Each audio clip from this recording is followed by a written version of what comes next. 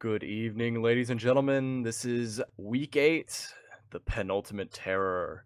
That is Woodpick, Woodpig Quantum versus froyotech.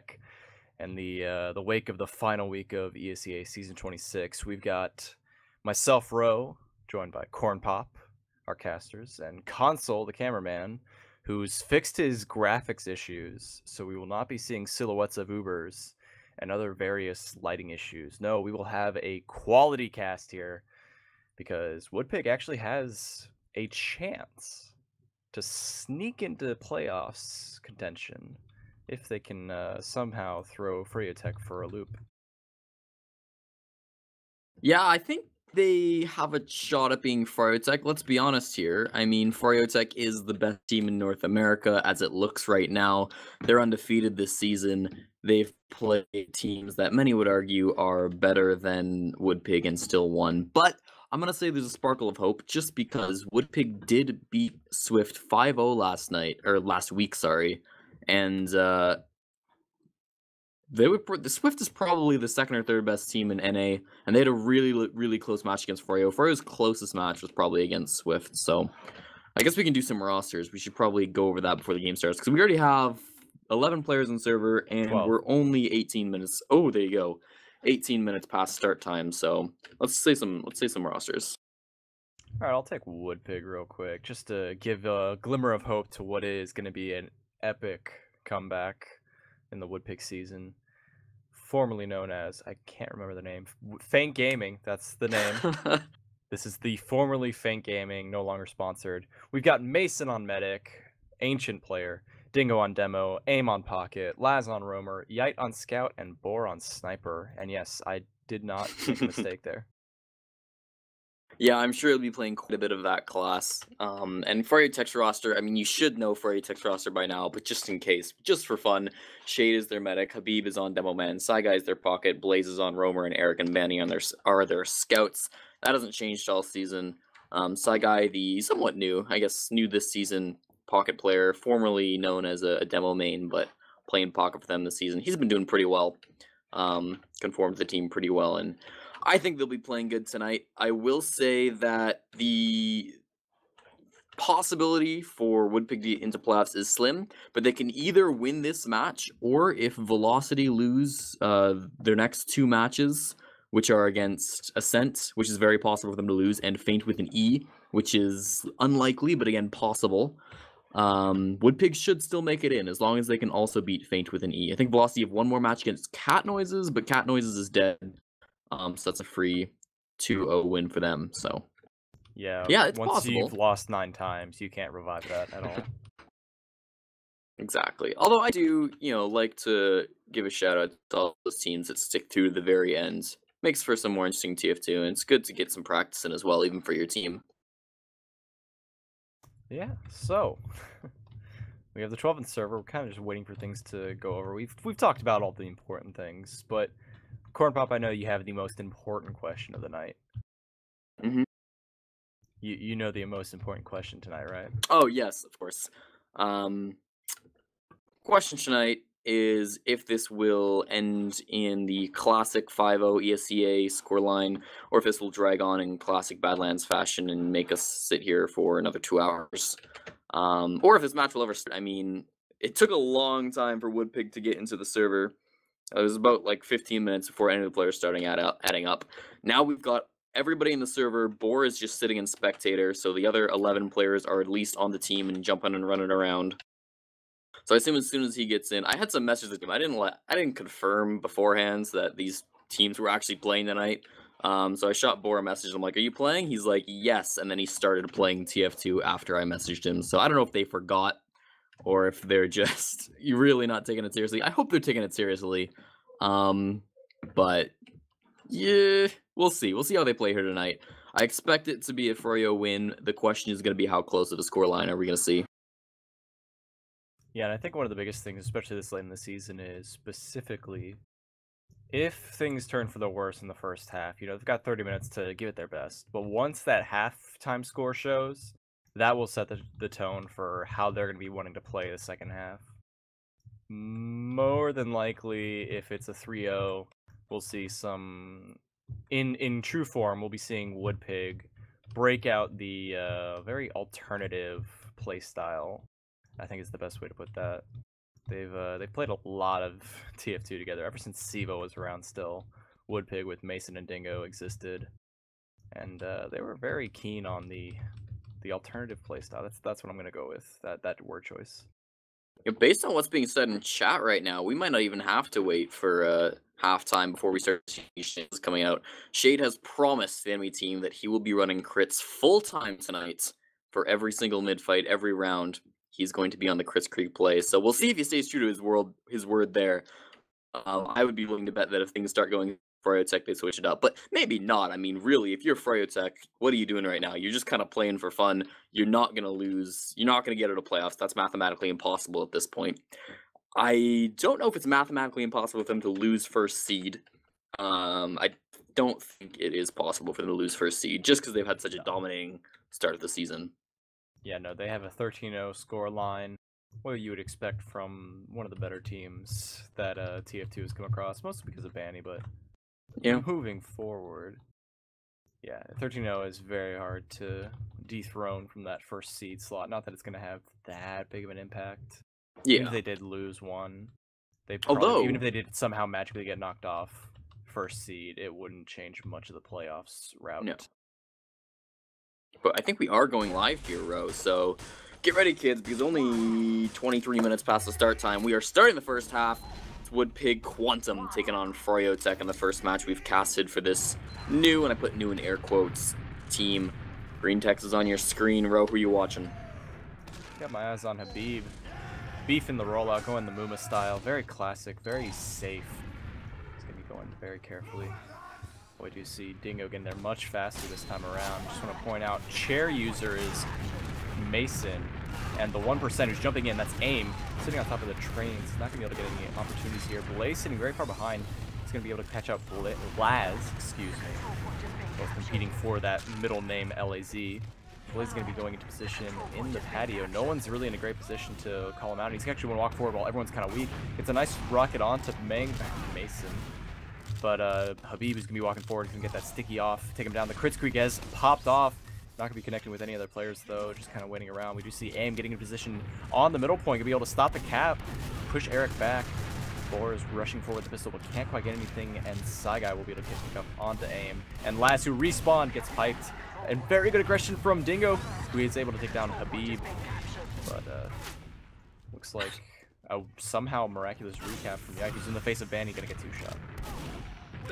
It feels like the players on woodpig Quantum have zero plans coming into this. Right now, Banny's chasing down the combo of Demo and Medic, and Dingo's gonna get taken down. Mason will survive, though, running back to that last point. So, froyotech gonna claim that mid and claim the second point as well. We'll see if they try to refight at all. I kind of doubt it. It's big crits advantage for Shade. I assume it's crits, as they're gonna be running in to this last point, so we'll see if they can hold on to it, but it's 50%. Yeah, no, it's not crits. Banny yelled at him enough, and it's going to be a normal Uber push here. But in the face of a Pyro, it's going to be very tough to do things. Juggle is going to be actually very well timed here, so they can take down the Sentry at the very least, but not getting a lot of other opportunities here. AIM is holding down the fort on the left side of main. Yite and Boar do go down. He finally gets cleaned off. Yite's going to be rotating around the right side here. Actually got the pick on Blaze. Is going to get contested here by Ban, who gets the shot, and now it's just a simple cap the point because Demo get his stickies. Yeah, that's going to be 1-0 for froyotech and a pretty fast first round there. Not a lot of back and forth, although I will give it to woodpig. They did a good job in that post-mid fight. Did their best to cause some havoc and got some damage down, but 1-0, they got to turn stuff around. That was a 2.5 minute first round. And actually, I think Shade implemented the picking up weapons in that situation. That's how they got Uber. Oh. So very nicely done. Dingo going to go down very early from Eric, who's on a rampage right now in the choke. Getting it in the face of Boar. Can't quite seal the deal. Finally gets cleaned off. Do see Laz and AIM trying to do some last-ditch effort here, getting taken down, but Boar will actually get the better of Blaze of the choke, and both scouts are still alive for woodpig. Gonna rush into the face of Banny, who's got full health. Getting a neat shot there, very nicely dodged by Boar, finally gets cleaned off, and that'll be a very simple mid win for froyotech with the crits advantage once again. I don't care how good your scout combo is. If you're both on 20 HP, you're not going to be able to 2v1 a Banny with heals and Habib next to him. That was unfortunate. Scouts probably should have backed off there, but again, I don't know how serious they're taking this. Yet is up on Engineer to try to stall froyotech from getting their second point on the board. And they're still kind of poking aggressively in through lobby, and they're going to get the frag on Eric. You know, I was going to say, in that second mid-fight, Eric did a really good job, got 2 quick frags at the beginning, and really sort of started off for froyotech. And it's kind of these little plays that woodpig needs to be a little more careful of not letting froyotech get the better of him on. Is ready, but they're trying to find their venue, their route, the avenue to criticing in. They finally get the shot and immediately connects onto Mason. Great I'm gonna say Mango eventually. I feel like I'm gonna do it. It's really hard with Dingo and Mason on the same team, but Habib doing a good job with that crits, getting the target they needed. And unfortunately, that's still not enough to push in. They're gonna be a little bit careful here. Nice damage onto Boar, who took a direct rocket. Couldn't get cleaned off though. 3 HP, gonna stay alive. Bandit's gonna be rotating in through lower. He's actually gonna wrap straight to the point. The dead happens. He gets on the point at the very opportune moment. Very poor detonation by Dingo, trying to get something else out. I'm not sure what caused him to detonate, but it was really well timed. Overall, bad timing on Dingo's part. Amazing timing on Banny's. And we've seen a reset here. The crits will be ready shortly.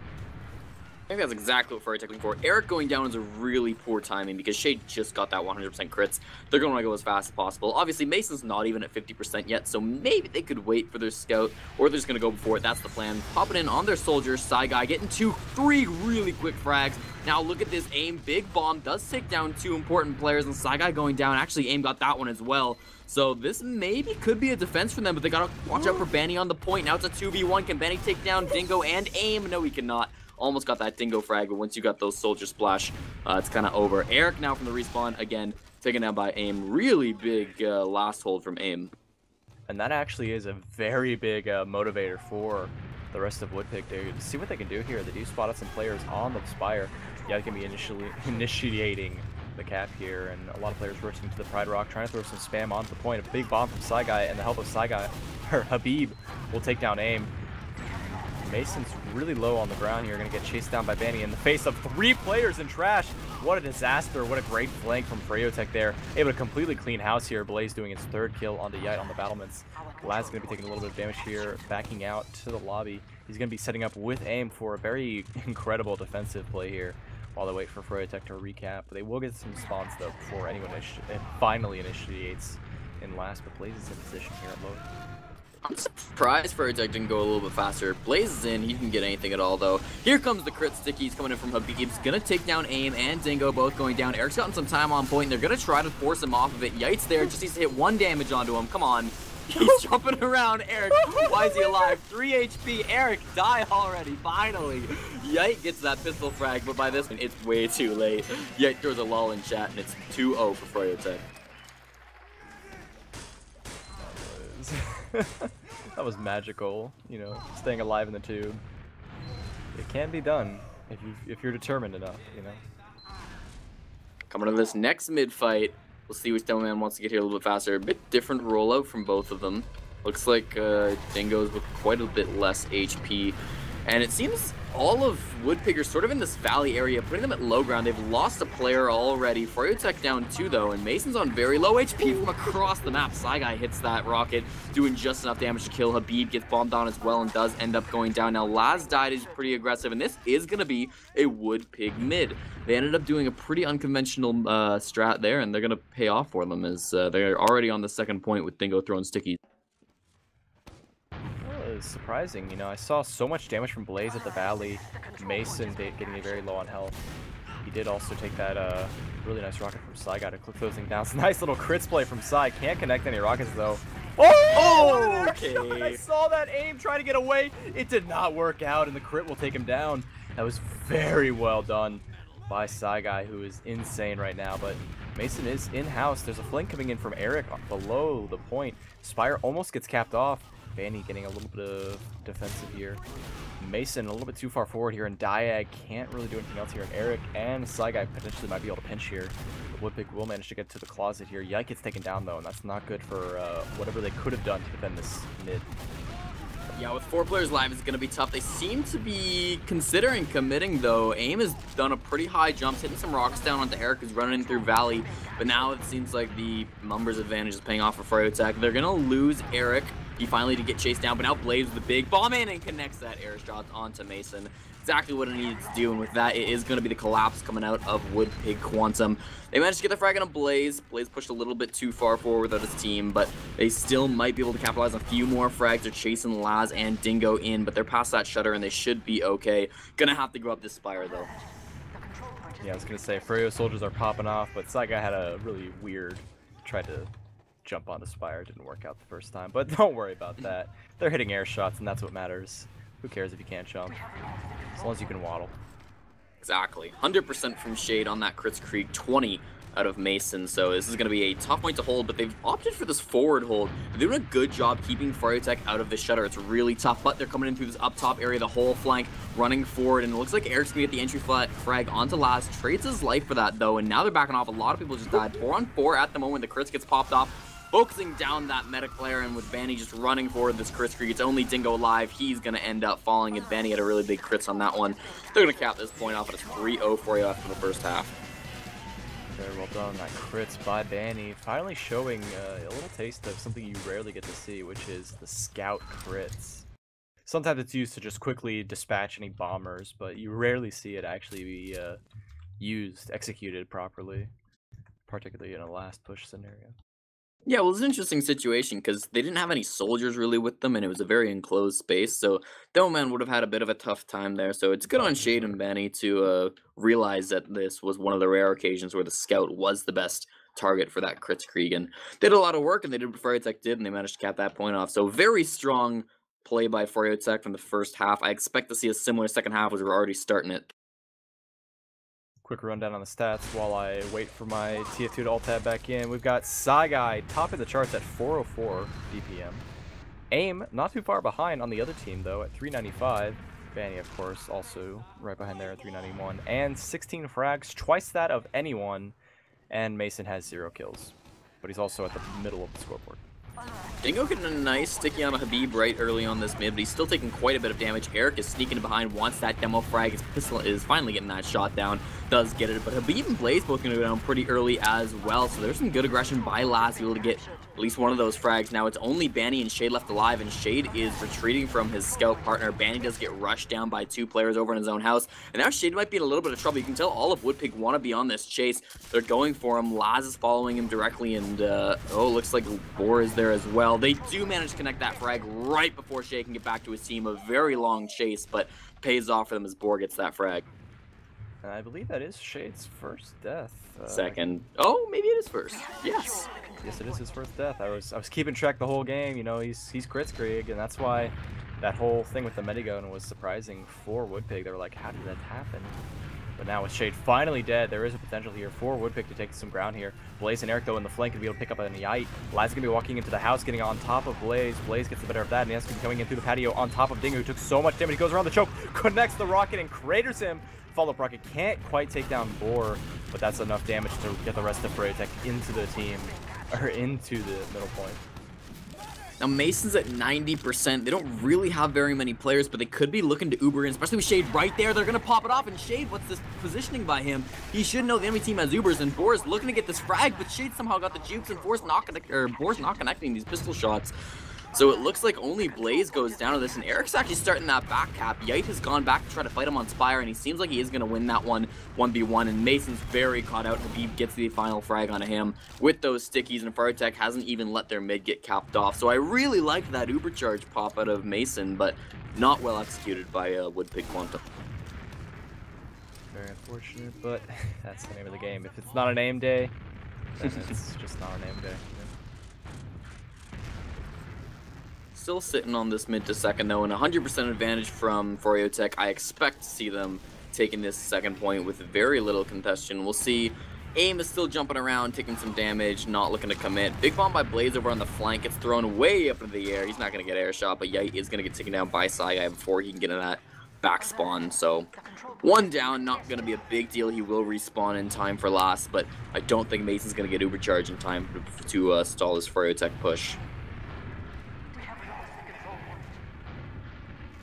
Just keeping an eye on drop down. Very low on health though. Could potentially get dropped here by the scout playing in the bats. Nice little spam here coming in. The crits goes off. It's once again Bandy coming in, and he does connect the shots that will take down these players. Takes down Mason. Follows up behind with the pistol. He's going as hard as he can. Shade does go down to aim.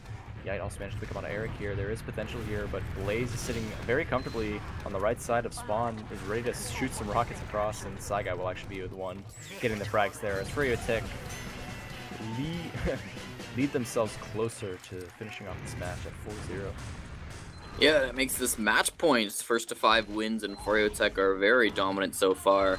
It's been, I remember what time we started, it's been like 11 minutes since the match started, so we have not watched much TF2, we might just be over soon, Ro. Yeah, so we're looking at this mid, potentially the last one. Viva actually a little bit passive here, had to wait for an arrow. They're playing in the closet area and actually getting a lot of control here in house. It's going to complete reversal of the midpoint. Red on the blue house, blue on the red house. A big bomb coming in from Amy, got juggled there. Bandy going to pistol him down out of the sky here. woodpig trying to get an opportunity to come back in. Lad's not really sure. He couldn't quite get in there. That's actually a follow-up bomb from Blaze, who came all the way around the flank. And it's going to be a melee attempt. And it's actually going to be a little double play there by Banny, who started the bleeding. And Eric got the final sword kill. So with that, I think that kind of set the mood for how this final round will go, potentially. Yeah, froyotech, this is basically their game to lose. If they lose, this will be probably the biggest comeback we've seen in a long time, maybe ever, but it's going to be tough. woodpig have a tall order ahead of them. They got to stall 100% Uber charge advantage. This is it, though. Boar's up on Sniper. Can that make the play? He's taking a shot and instantly gets taken down by the Kritzkrieg. Mason in spawn also dies to those Banny shots from pretty far away, still doing massive damage thanks to that Kritzkrieg. 3 left alive, and there's a big bomb from Laz. Actually going to get a frag on a Shade, but I fear it might be a little bit too late as there's only aim alive. It connects a nice direct onto Banny, but that is going to be the game. 5-0 in a very fast match.